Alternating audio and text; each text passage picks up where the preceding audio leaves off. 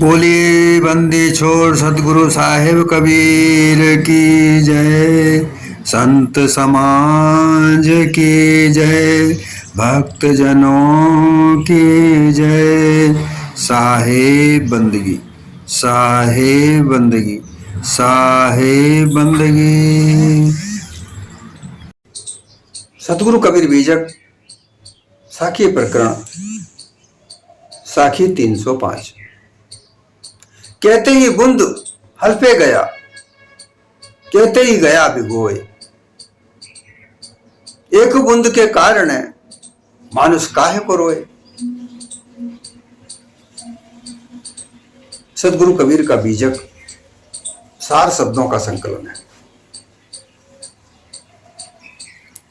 इसमें जो भी शब्द संकलन किए गए हैं, रमैनी शब्द, साखी, ज्ञान चौतीसा, हिंडोला, कहरा, जो 11 प्रकरण हैं, उन 11 प्रकरणों के आधार पर जो भी शब्द इसमें संकलित हैं वो सब मानुष जीवन के लिए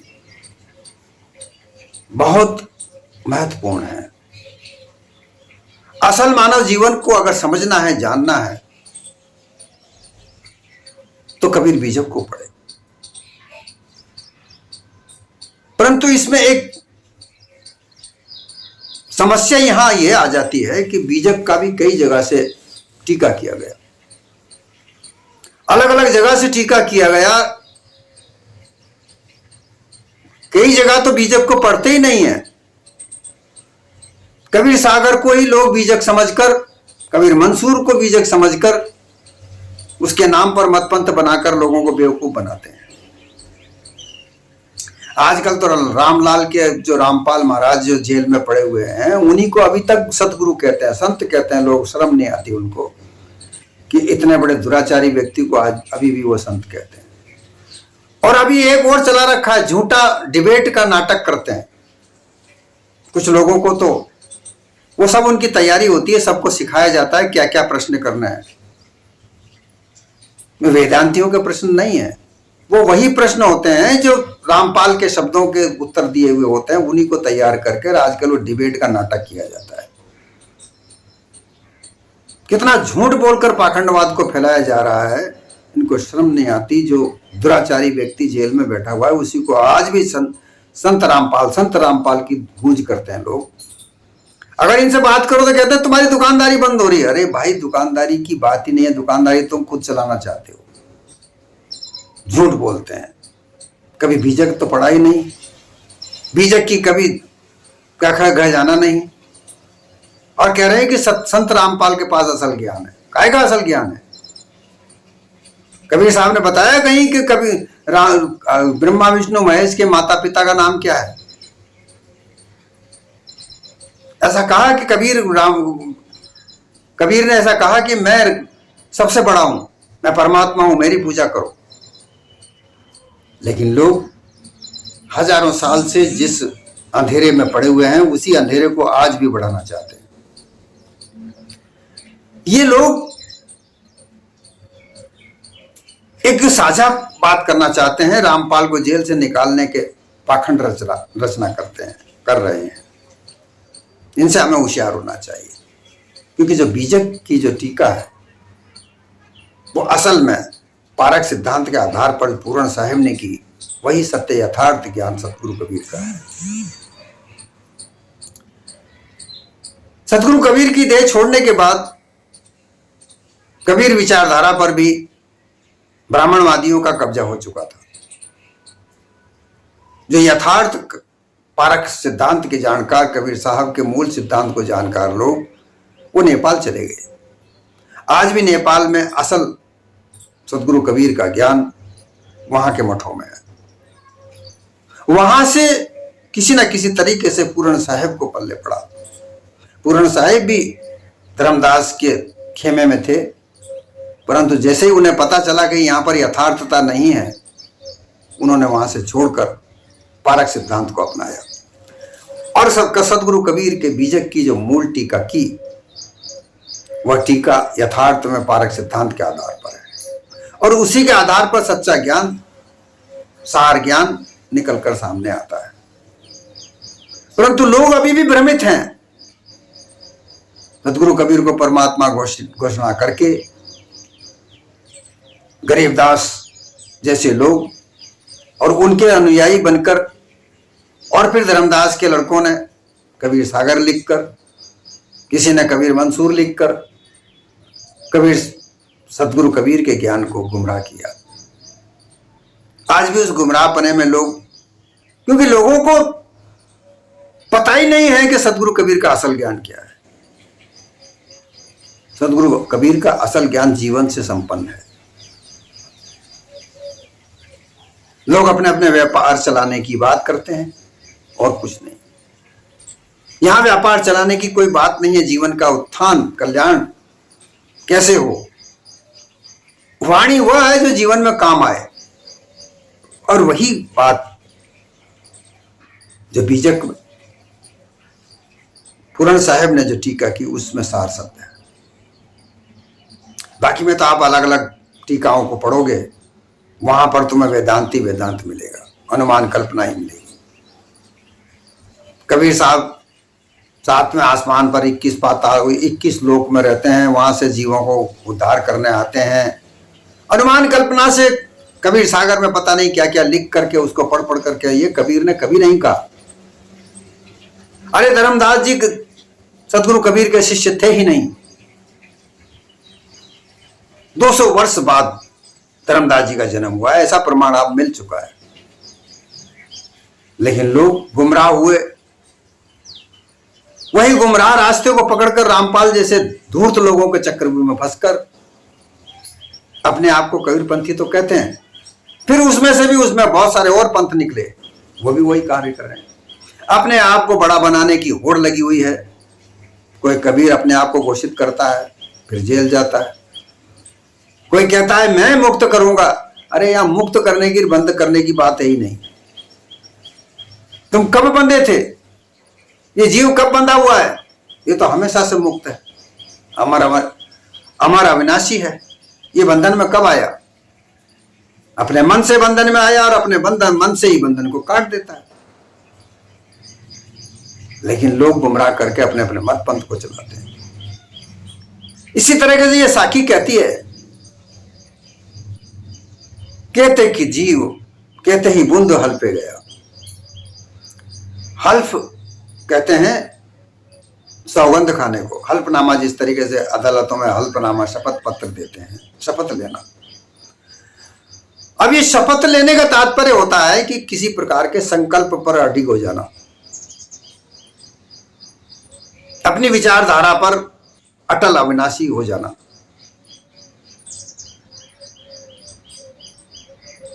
अनुमान कल्पना के आधार पर कई मतों पंथों को बनाकर उन पर अटल होकर के कितने ही लोग चले गए। बूंद का तात्पर्य है पानी का छोटा सा अंश।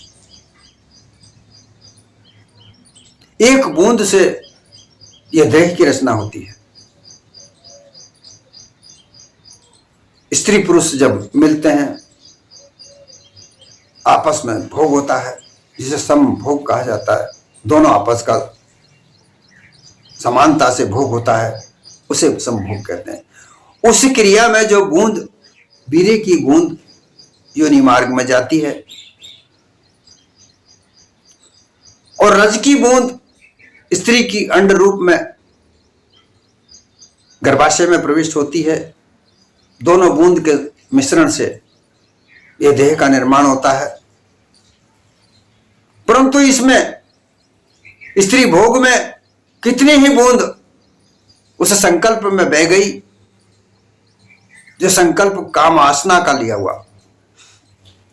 काम वासना को, काम भोग को संकल्प बनाया, उस संकल्प में कितनी ही बूंदें इस वीर्य की खराब हो गई, चली गई। उनमें से कोई एक बूंद ने शरीर धारण किया। लोग कहते हैं ईश्वर का अंश है, ऐसा कोई नहीं है। अगर स्त्री पुरुष न मिले तो कोई बालक पैदा नहीं हो सकता। कितने ही गए भिगोए, कितने ही अपने मूल तत्व को, मूल निज स्वरूप को छोड़कर चले गए। इस धरती पर कितने ही लोग आए और कितने ही चले गए। ये मत पंथ बनाने वालों की कोई कमी नहीं है। हजारों सालों से बनाकर लोगों को गुमराह करते हुए आए हैं और गुमराह करते रहेंगे, क्योंकि इन्हें असल ज्ञान तो सदगुरु कबीर का मिला ही नहीं। ये केवल अपनी दुकानदारियां चला रहे हैं। रामपाल जेल में और उनके अनुयायियों को तो आनंद ही आनंद आ रहा है धन कमाने का। रामपाल की पुराने प्रवचनों को चला चला कर लोगों को गुमराह किया जाता है। लोग कहते हैं क्या जेल में नहीं है, क्या बाहर आ गए क्या? अरे रामपाल तो बहुत बड़े देवता हैं, वो तो कबीर स्वरूप है, वो बाहर रहते हैं, उन्होंने जेल में कहां है, वो तो बाहर ही घूमते हैं। ऐसे लोगों को गुमराह भी किया जाता है।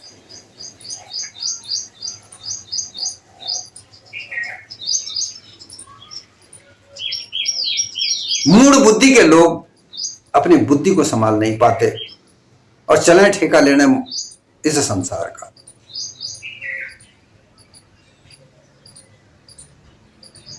असल बात यह है कि सदगुरु कबीर का जो ज्ञान है, जो उनका जो सार शब्द है, वो बीजक संकलन है और इसको सार शब्द के आधार पर पढ़ने की आवश्यकता है, जानने की आवश्यकता है।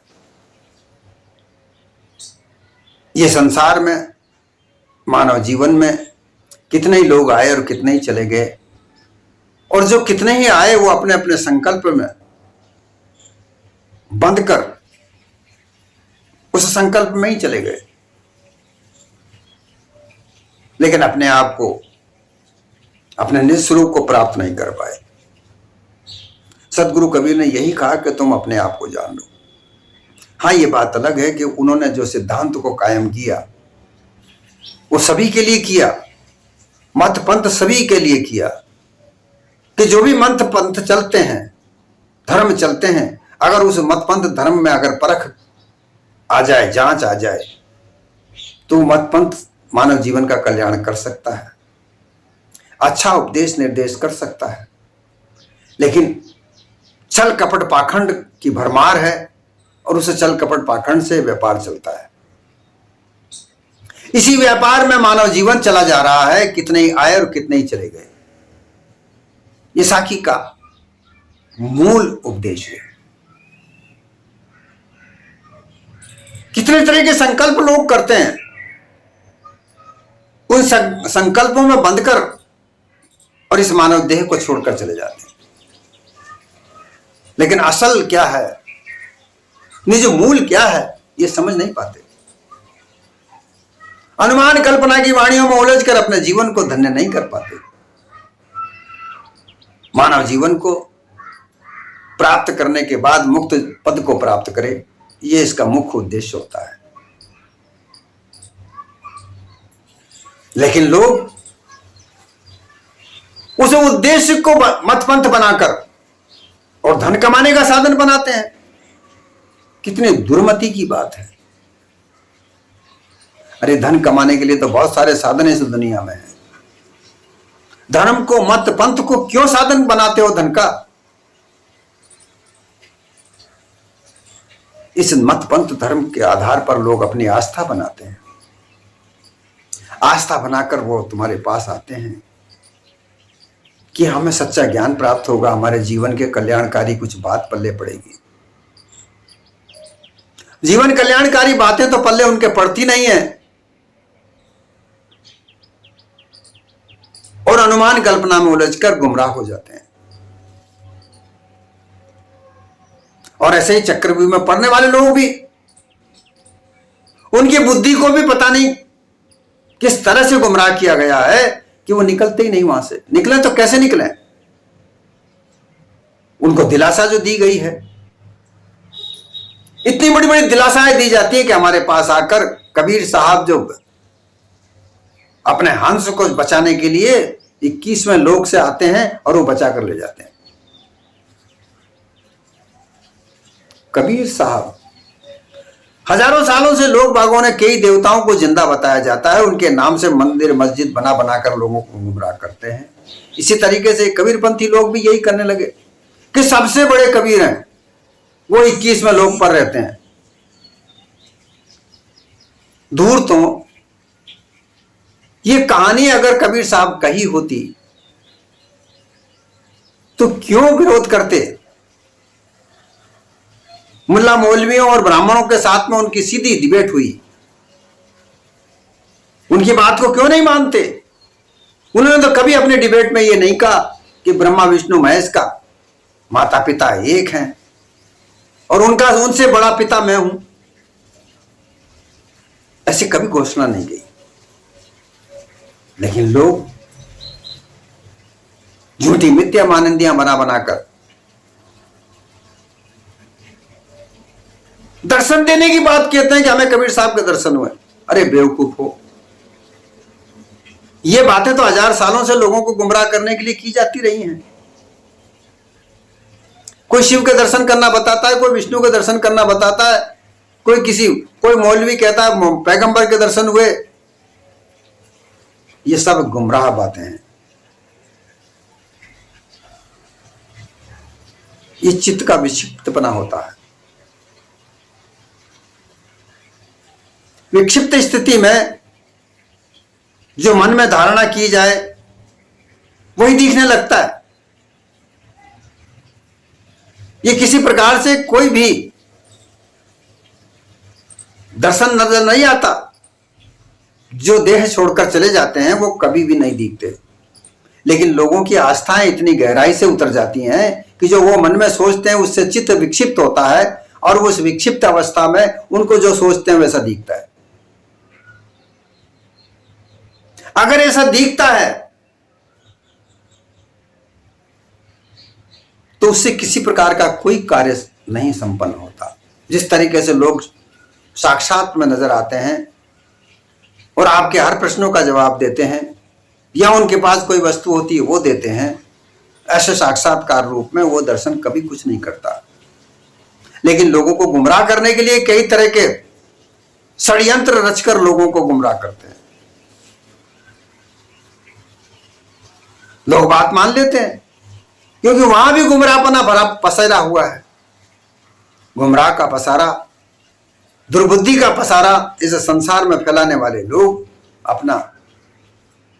केवल अपना स्वार्थ सिद्ध करना चाहते हैं। किसी को कोई मिले या ना मिले, मुक्ति मिले या ना मिले, बस उनको तो धन चाहिए। ऐसे कितने ही लोग आए, कितने ही चले गए। ये संसार भरा पड़ा है ऐसे लोगों को आने का जाने का। हल पे गए, कितनों ने बड़े बड़े सिद्धांत बना बनाकर उनको शपथ पूर्वक लोगों के सामने कहकर कि यही सत्य है, मैं यही कह रहा हूं, ये किताब मुझे ईश्वर ने दी है, मैंने नहीं लिखी है। इतना मूर्ख बनाया गया लोगों को। अपरुष ग्रंथ हैं, ये मैंने नहीं लिखा, ये ईश्वर ने मुझे दी है, ऐसा कह के कर लोग गुमराह करके चले गए। और लोग उनकी कही हुई बात को अड़े हुए हैं, हलफ लिए हुए हैं। ये भी चले जाएंगे, जन कल्याण नहीं हो पाता। अगर ऐसा होता तो जन कल्याण साधारण रूप से सबके लिए सब बराबर से होता। ये जाति पाति, ऊंच नीच, भेदभाव, गरीब अमीर, ये क्यों बनाया? ये उन्हीं लोगों ने बनाया जो हल्प लिए हुए डोलते हैं, शपथ पूर्वक बात करते हैं, झूठी बातें कहते हैं, काल्पनिक बातों को सच्ची बात कहकर लोगों के सामने बार बार सुनाते हैं कथाओं के रूप में। ये वही लोग हैं। लेकिन कल्याणकारी कार्य नहीं होता, क्योंकि कल्याण तो उनका होता है ना। झूठी बातें सुना सुनाकर कल्याण उनका हो रहा है। अरबों खरबों रुपयों का ढेर उनके सामने लग रहा है झूठी बात कहकर, तो फिर सच्ची बात क्यों कहें?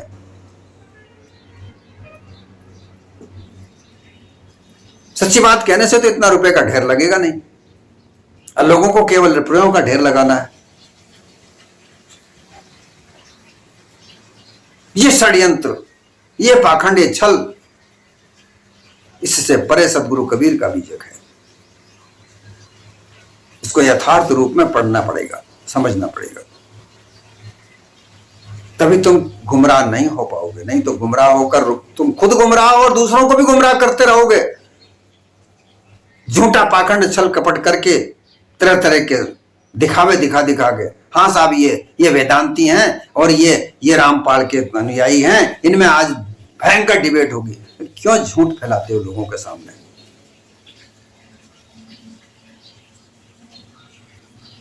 शर्म नहीं आती तुम्हें?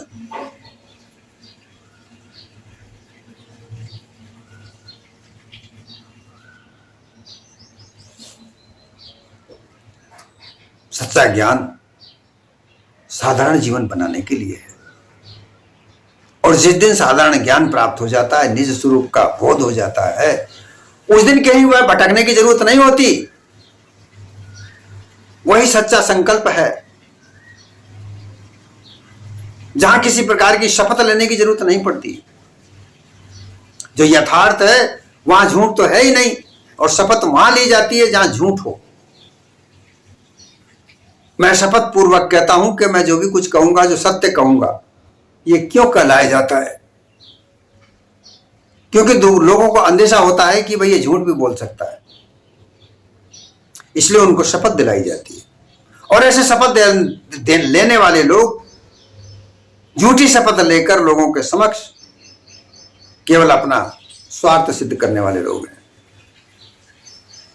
जहां केवल मात्र सत्य ही सत्य रह जाए, असत्य का नाम निशान न रह जाए, तो वहां किस बात की शपथ लेने की आवश्यकता? वहां तो जो भी कहोगे जो सत्य ही है। एक बूंद के कारण है, एक बूंद। कहा जाता है कि एक बूंद की प्यास में पपीहा चातक ऊपर आसमान पे देखता रहता है।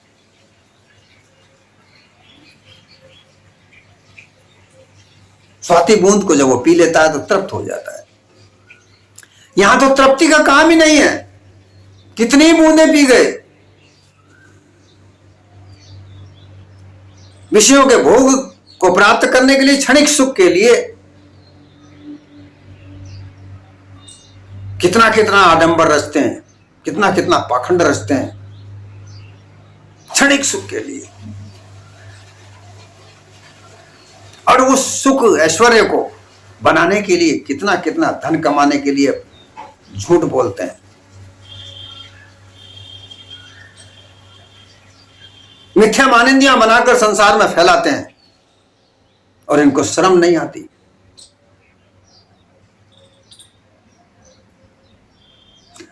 सच्चे यथार्थ ज्ञान को प्राप्त करने के लिए, उसको प्राप्त होने के बाद किसी प्रकार की शपथ की आवश्यकता नहीं होती।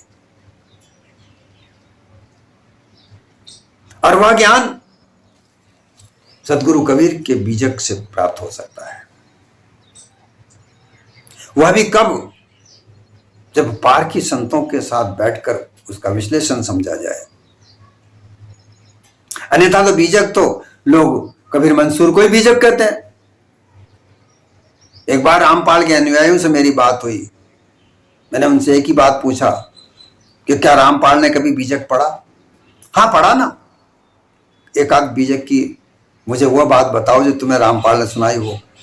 तो कबीर मंसूर की बात कहने लगे। मैंने कहा तो कबीर मंसूर में है। तो यही तो बीजक है, यही तो पांचवा वेद है। मैंने कहा मिथ्या है, झूठ है।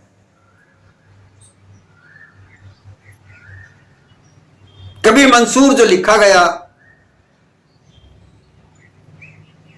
परमानंद दास ने लिखा, फारसी में लिखा। 3 बार इसका संशोधन किया गया, फिर माधव दास ने इसका हिंदी में रूपांतरित किया गया। कबीर साहब के जीवन के आधार पर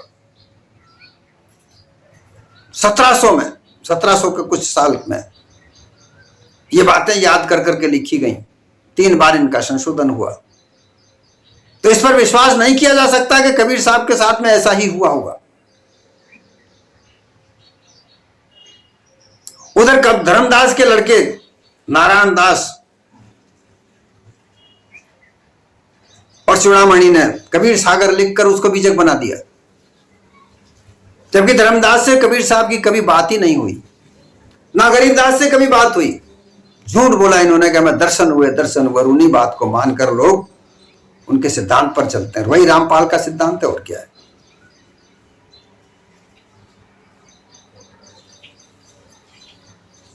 सदगुरु कबीर का सार शब्द सुनना है तो बीजक को सुनो,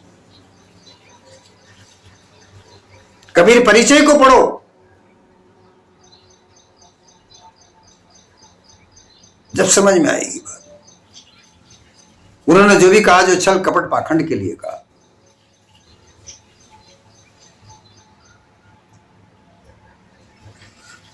ये बात कहीं भी सदगुरु कबीर ने नहीं कही कि मैं 21वें आसमान पर रहता हूं, मैं वहां से आता हूं, जीवों को बचाने के लिए आता हूं। युगों की बात अवश्य कही। तो युग इस देह में 12-12 साल का एक युग माना जाता है, और उसके आधार पर जीवन में बालकपन, युवा, बुढ़ापा, वृद्धावस्था, ये चारों युग की बात है। युग का तात्पर्य होता है कि जो बदलाव आने वाला समय, बदला हुआ समय। बालकपन का समय अलग होता है, किशोर अवस्था का समय अलग होता है, जवानी का समय अलग होता है, बुढ़ापे का समय अलग होता है। जिस समय में वो बालक होता है उसी समय में वो बातें समझता है, करता है। जब जवान होता है उसके आधार पर वो बात करता है, बुढ़ापा होता है उस समय वो बात करता है। तो ये युग की बात है।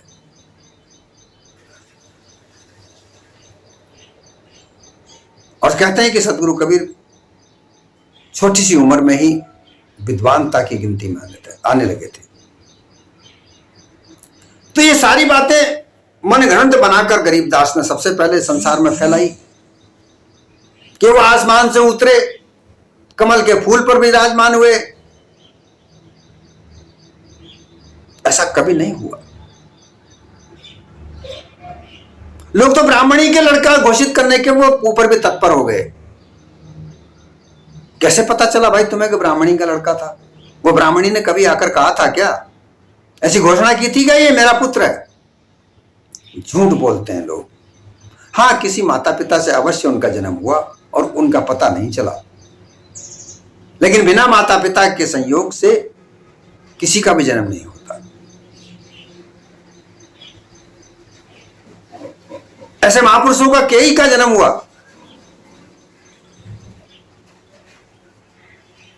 मच्छंद्रनाथ भी ऐसे समुद्र के किनारे मिले थे जिनको मच्छी से पैदा होना बताया गया। कितने झूठ बोलते हैं लोग। गोरखनाथ जी को गोबर से ही पैदा हुआ बता दिया। वो एक ब्राह्मणी के लड़के थे। सभी को ब्राह्मणी बताया जाता है। यथार्थ रूप में तो यह है कि वह लड़का अनाथ था। गौशाला में वो काम करता था, गोबर फेंकते फेंकते उसका जीवन चला गया था, इसलिए उसको गोरक्षा कहा गया। मछुआरे को समुद्र के किनारे, नदी के किनारे गोरखनाथ मिले, वो मच्छिंद्रनाथ मिले। कहानी गढ़ दी कि वो मच्छी के पैदा हुए। इसी तरीके से कबीर साहब के लिए भी कह दिया वो तो ब्राह्मणी के पैदा हुए थे। रामानंद जी के वहां चली गई। रामानंद जी ने आशीर्वाद दे दिया, जाओ पुत्रवती भव। वह विधवा थी। ऐसे आशीर्वाद देने से ही पुत्र बच्चे पैदा हो जाते हैं क्या? अगर ऐसा हो जाता है तो कितनी ही बेचारी औरतें लाखों करोड़ों रुपया लगा के इलाज करवा कर बच्चा पैदा, उनके लिए बच्चा गोद भरने की बात सोचती हैं। उनको आशीर्वाद दो ना। फिर तुम कहां गए वो आशीर्वाद तुम्हारे? जो ये घोषणा करने वाले लोग हैं कि आशीर्वाद से बच्चे पैदा हो जाते थे, अब क्यों नहीं होते? ना तो पहले होते थे ना अब होते हैं। जो चिकित्सा प्रक्रिया है वह पहले भी थी। उन महापुरुषों ने चिकित्सा की, उस चिकित्सा से बालक हुए।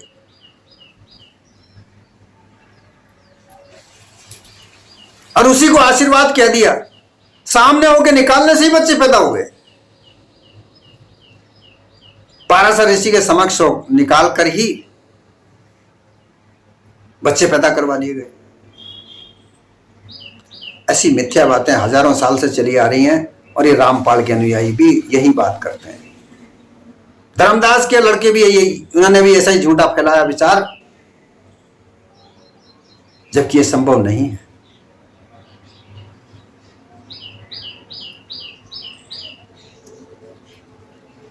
पुराणों की कथाओं में तो एक बार ही समुद्र मंथन लिखा हुआ है। कबीर सागर में, अनुराग सागर में 3 बार समुद्र मंथन लिख दिया। एक से एक बढ़कर धूर्त लोग पैदा हुए इस संसार में, इनका कोई पारावार नहीं। इसलिए मानव जीवन के लिए असल बात यह है कि असल ज्ञान को समझे। नहीं तो कितने ही आए कितने ही चले गए, अपने निस्वरूप को प्राप्त नहीं कर पाए। ये मनुष्य रोता ही रहे, मनुष्य काहे को रोए? एक बूंद इसी, कितने ही लोग आए, कितने संकल्प करके मतपंथों का निर्माण किया, छल कपट पाखंड का खूब निर्माण किया। क्यों? कि उन्हें एक चीज चाहिए, मोक्ष चाहिए, लेकिन मोक्ष किसी को नहीं मिली। रोता ही चला गया। मानुष काहे को रोए? अरे रोने की आवश्यकता नहीं है, मोक्ष तो तुम्हारे पास है। तुम कब बंधे? तुम बंधन में कब थे? मोक्ष रूपी शब्द का अर्थ, इसी बूंद को प्राप्त करने के लिए लोग रोते रोते चले गए, आए और चले गए, कितने आए कितने चले गए मतपंथों का निर्माण करके, लेकिन कभी ये मोक्ष नहीं मिले।